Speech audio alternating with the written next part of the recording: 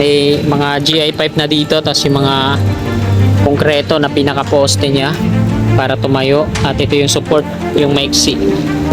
Nagbakod na sila sa part na doon sa may Maui OSS tunnel. At ayan naman yung NLEX connector.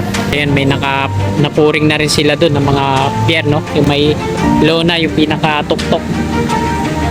Dalawa na yung gwardiya dito sa NCR, tapos yung sa NLEX connector.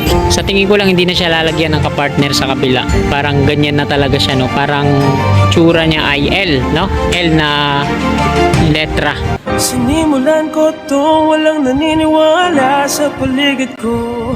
Time check po tayo, alas 6 na po ng gabi mga kasikat, at patungo na tayo dyan sa may Teresa Street. Dito pa tayo sa Hilera, sa mga hotel na to dito, yung mga sinushortcutan nila patungo dun sa kabila.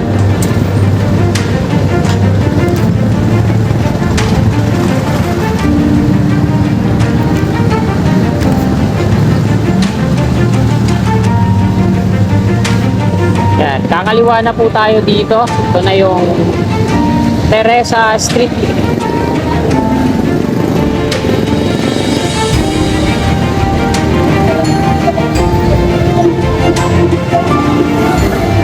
Ito yung port dito sa gitna.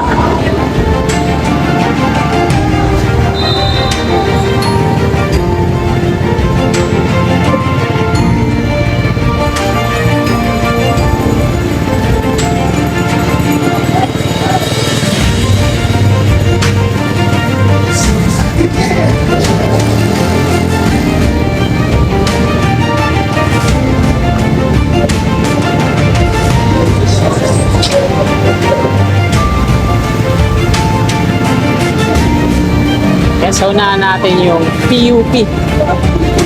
Ito na yung corner P. Francisco. Bi-meeting yung mga guardia dito. So wala pang bago dito sa part na to. At ito naman sa kanan natin, patungo ng Ramon Magsaysay Boulevard.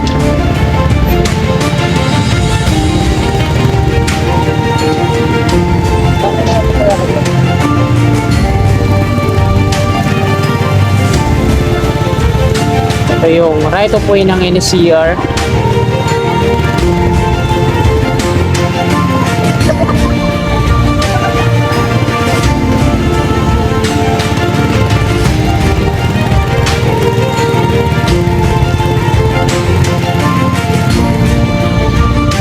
At kakaliwa po muna tayo dito.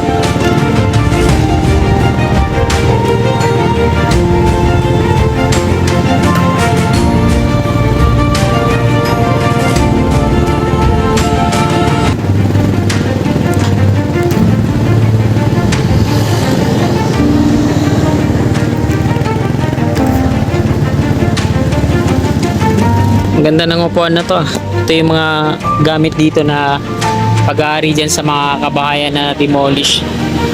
Hindi na siguro dinala. Ayan, may mga GI pipe na dito, tapos yung mga konkreto na pinaka-poste niya para tumayo, at ito yung support, yung maiksi. Dito sa part na to, hilera yung mga bakod. At hanggang dun yun.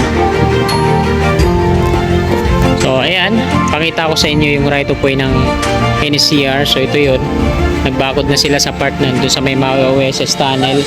At ayan naman yung NLEX connector. Tapos yung ginagawa ng Verdax Builders. Dalawa na yung gwardiya dito sa NCR, tapos yung sa NLEX connector. So marami na tayong mga bantay. Tsura po ng pier column na nandoon, no? Sa tingin ko lang hindi na siya lalagyan ng kapartner sa kabila. Parang ganyan na talaga siya, no? Tsura niya ay L, no? L na letra. Yan. Wala na sigurong pier na sasalo dun sa kanan, sa tawid. So ganyan na yung itsura niya. Pa-L talaga, no? Hindi ako nagkakamali. So ayan, yung motibo ko lang dito, no? Sa taas yung southbound, no? Ito yung mga mataas na pier na to. Tapos yung northbound sa baba. Pwede rin namang magkasama yung northbound at southbound sa taas. At ito naman sa baba, maiksi na to, yung on-ramp. Posibilidad din na ganun, no? daming mga rebar dyan. Ayan, pang top segment na yan. So ayan mga kasikap, nakuna na po natin ang update dito sa NLEX connectors part na to. Dadako na tayo doon at doon tayo ulit dadaan sa may Santa Mesa sa ilalim. Tapos lalabas tayo ng eastbound. So tara, let's go!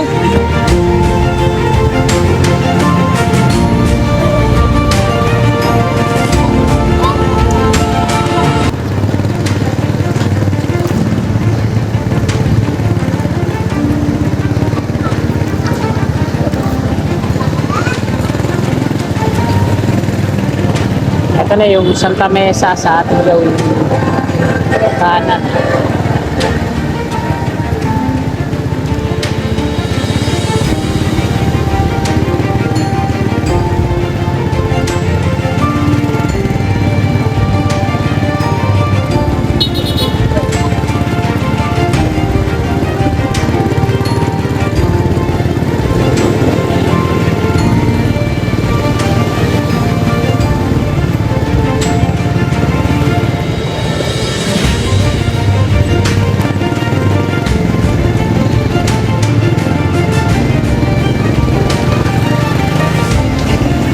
Ito na tayo dadaan sa Road 8 para wala tayong traffic.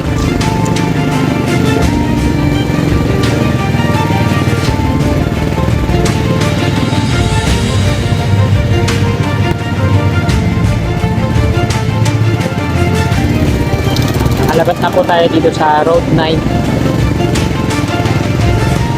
Tapos kakanan ulit tayo dito, papasok naman tayo. Patungo na ito doon sa Santa Mesa, ilalim.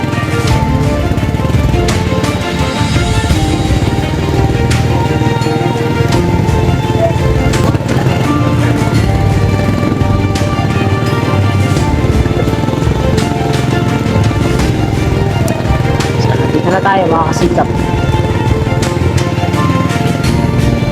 Ito na po yung Santa Mesa Station. Nandito yung right of way ng NCR. Tinutumbok natin kabayan. Tapos dito tayo dadaan. Nakaharang na concrete boom pump. Ito yung Santa Mesa Station. Patungo doon. Paka-platform na lang yung di pa naaalis dito sa mga coping beam na to. Hilera patungo doon. Ito naman yung pinakadulong viaduct niya. So hindi pa nadadagdagan, no?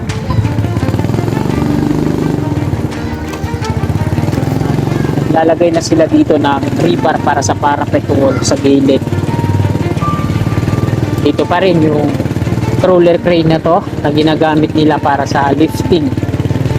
At nandito yung pusa.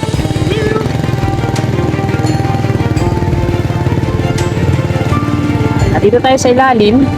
Ito po yung lalim ng viaduct ng NLEX connector. Ito yung Super T girders. Ito naman yung Ash to Type 4. Mayroon na yung mga steel deck platform. At dito sa PLDT, nilagyan nila ng mga frame set. At ito yung aso. Huwag mo akong kakabulin, ha. Kahit ito po yung ng NCR sa ating gawing kaliwa. So inuunti-unti na nila ang mag-clearing.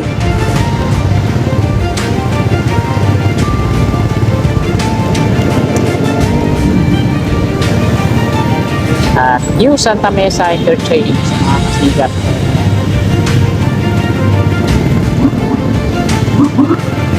So kung magkakaroon man ng entry dito sa pinalalagyan natin, may mga nag-exit dun sa kabila, dire-diretso dito.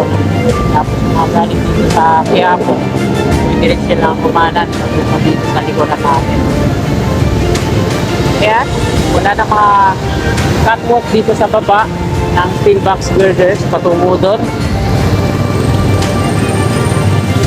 Ayan, malagong-malago na yung mga halaman dyan sa Center Island. Yung PLDT building.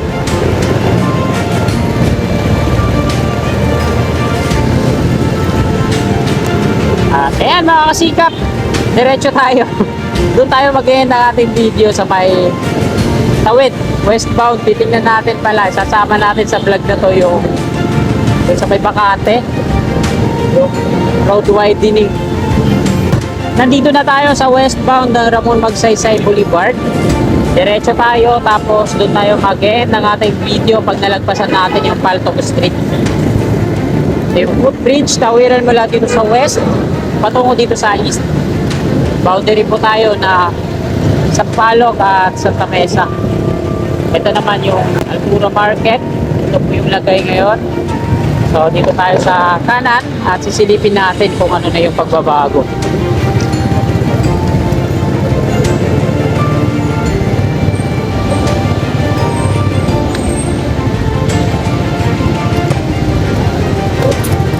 So, ito na, dito sa kanan, hindi pa napapatungan yung pouring nila dyan. So, dadagdagan pa yan. Ito yung unang pouring nila sa part na to. Tapos may kanal dito sa kanan, patungo dun. Ayan yung markings na kulay pula sa bahay, sa ilalim. So, ano siya, zero. Ibig sabihin, washout hanggang dun yun. Ayan yung entry. At ang on-ramp niya ay doon sa may likurang bahagi ng kapilya ng Iglesia ni Cristo.